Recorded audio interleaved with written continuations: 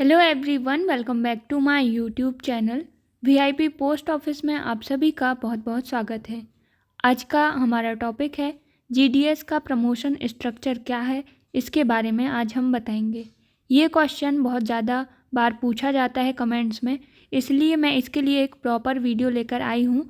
तो मैं उम्मीद करूँगी कि आप इस वीडियो को लास्ट तक ज़रूर देखेंगे, जिससे कि आपके माइंड में एबीपीएम से एसपी तक के सफ़र की पूरी जो भी जानकारी है वो आपके माइंड में अच्छे से फिट हो जाए। तो चलिए हम वीडियो को स्टार्ट करते हैं।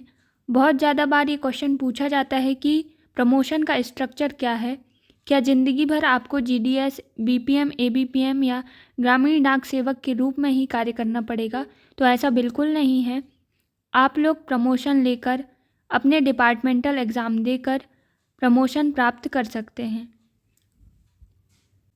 तो प्रमोशन की क्या प्रोसेस है, चलिए हम इसे स्टार्ट करते हैं। तो जैसे ही आप 10th में हाईएस्ट परसेंटेज बनाते हैं और यदि आपकी इच्छा है कि आप जीडीएस, एबीपीएम या बीपीएम का फॉर्म फिल करें, और यदि आप हाईएस्ट परसेंटेज के साथ इस फॉर्म को फिल करते हैं तो आपका सिलेक्शन एबीपीएम, बीपीएम या डाक सेवक के रूप में हो जाता है। इनकी ग्रेड पे आप देखेंगे तो 12,000 बीपीएम की, एबीपीएम की 10,000 और डाक सेवक की भी 10,000 होती है। तो इस तरीके से आप एबीपीएम, बीपीएम के तौर पर कार्य करते हैं। अब आप जैसे ही जीडीएस, एबीपीएम या बीपीएम में आपको जैसे ही 3 साल हो जाते हैं जॉब करते हुए, आप एलिजिबल हो जाते हैं एमटीएस का फॉर्म फिल करने के लिए। आप एमटीएस का एग्ज़ाम का फॉर्म फिल कर सकते हैं। बीपीएम हो, एबीपीएम हो, चाहे डाक सेवक हो, तीनों में से हर व्यक्ति एलिजिबल है जब आपके 3 साल इस नौकरी में हो जाते हैं, ठीक है। और उसमें आपको कोई भी चार्जशीट नहीं मिलनी चाहिए। इस तरीके के बहुत ज़्यादा रूल्स हैं, उनको आपको यदि कोई डाउट हो तो पूछ लेना, मैं आपको बता दूंगी। इसके पश्चात आप एमटीएस का एग्ज़ाम देकर प्रमोशन ले सकते हैं।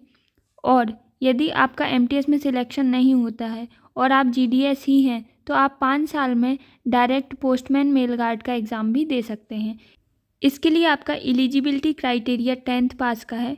इसके पश्चात आप देखेंगे कि यदि आपका 3 साल में एमटीएस में सिलेक्शन हो जाता है और आप एमटीएस में वर्क कर रहे हैं तो एमटीएस में जॉब के 2 साल के बाद आप पोस्टमैन बन सकते हैं। या तो आप डायरेक्ट एबीपीएम, बीपीएम से पोस्टमैन बन सकते हैं, या फिर आप एबीपीएम, बीपीएम से एमटीएस बनकर इसके पश्चात भी पोस्टमैन बन सकते हैं। तो यहाँ मैंने एक चार्ट बनाया है, मैं आशा करूँगी कि आप इसे समझने की कोशिश करेंगे, और यदि आपको कोई डाउट होगा तो आप कमेंट में पूछ लेंगे। अब हम देखेंगे कि जैसे आपका एमटीएस या पोस्टमैन मेल गार्ड में सिलेक्शन हो जाता है तो आप पीए या ऐसे पोस्टल असिस्टेंट, सॉर्टिंग असिस्टेंट कैसे बनेंगे। तो यहाँ पर यदि आप एमटीएस में वर्क कर रहे हैं तो एमटीएस में वर्क करने के 5 साल के बाद आप direct postal assistant, sorting assistant का एग्ज़ाम दे सकते हैं। सारी चीज़ें एग्ज़ाम बेस्ड हैं। और यदि आप पोस्टमैन मेल गार्ड के तौर पर कार्य कर रहे हैं तो इसमें आपको 3 साल के बाद आप पोस्टल असिस्टेंट या सॉर्टिंग असिस्टेंट का एग्ज़ाम दे सकते हैं। इसके लिए एलिजिबिलिटी क्राइटेरिया 12th पास है। तो ये चीज़ों को आप ध्यान रखेंगे। बहुत ही अच्छी जॉब है। यदि आप अच्छे से बेदाग, किसी भी तरीके का आप कोई भी गलत काम नहीं करते हैं, डिपार्टमेंट में कहीं पर भी फ्रॉड नहीं करते हैं, तो आप इजीली बहुत जल्दी प्रमोशन ले लेंगे। और पढ़ाई को आप लगातार कंटिन्यू रखेंगे तो ही हो पाएगा, क्योंकि आजकल ये एग्ज़ाम बहुत ही इजी नहीं है, कंपटीशन बढ़ गया है। ये एग्ज़ाम बिल्कुल भी सरल नहीं है।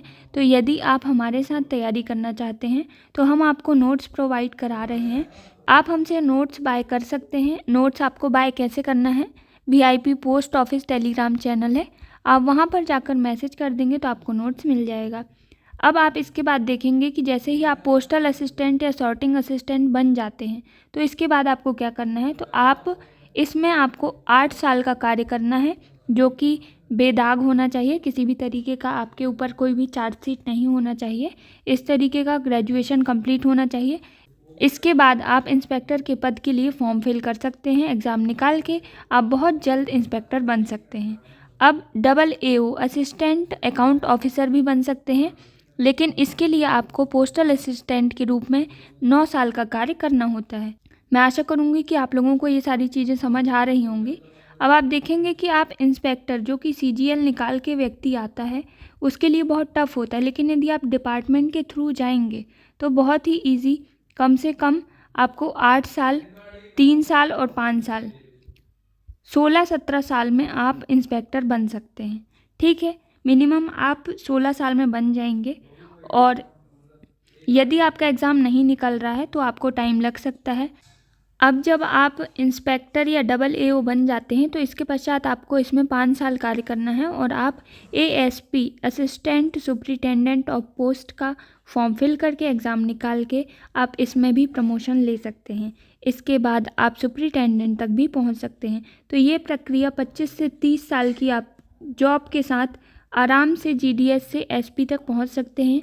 यदि आपकी जॉब 20 साल में लगी है तो आप लोग अभी से बिल्कुल भी घबराइए मत, आप अपनी 50 साल की उम्र में SP भी बन सकते हैं। और ये मैं अधिकतम बता रही हूँ 50 साल, थोड़ा जल्दी भी हो सकता है। तो आप लोग अच्छे से पढ़ते रहिए क्योंकि ये नौकरी बेकार नहीं है, बहुत अच्छी जॉब है। तो यदि आप प्रमोशन लेना चाहते हैं तो इस तरीके के स्ट्रक्चर को देख लेंगे, आपके माइंड में क्लियर हो जाएगा। और यदि आपको जॉब करते हुए अभी 1 या 2 साल हुआ है तो अभी से तैयारी स्टार्ट कर दीजिए MTS के लिए, क्योंकि कंपटीशन बढ़ गया है। आप किसी भी सर्कल से हों, आप हमें मैसेज करके VIP पोस्ट ऑफिस में मैसेज करके आप नोट्स बाय कर सकते हैं, हम आपको नोट्स प्रोवाइड करवा देंगे। तो मैं आशा करूँगी कि आपको ये वीडियो पसंद आया होगा। यदि आपको ये वीडियो हेल्पफुल लगा है तो वीडियो को लाइक करें, चैनल को सब्सक्राइब करें और चैनल में अपना सपोर्ट बना कर रखें, क्योंकि इसी तरीके के मोस्ट यूज़फुल वीडियोस आप लोगों के लिए हमेशा अवेलेबल रहते हैं। तो वीडियो देखने के लिए आप सभी का बहुत बहुत धन्यवाद। Thanks for watching.